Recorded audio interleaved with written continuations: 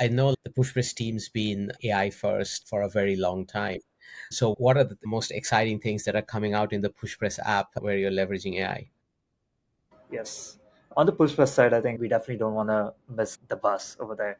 And we will be like the one at the front row, like sitting to make sure we're trying all the features what AI can offer and also surface that to our customers as well so that they get the front seat row of getting that AI experience baked into their business.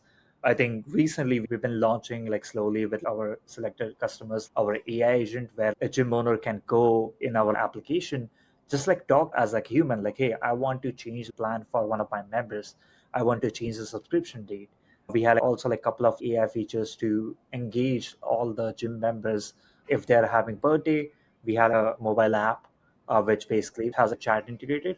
It's going to automatically post like celebrating that member's birthday and people can comment about it as well as celebrating their fitness milestones as well if they hit let's say 100 pounds like deadlift, or of course 100 pounds will be like a little bit less for someone who's doing CrossFit. So we have this AI integrated in our application and it's going to integrate more with our data as well to celebrate the members, help the gym owners to be working and caring for the members they serve. And our software can take like those typical administrative tasks and make it easy for gym owner to manage and run their gym.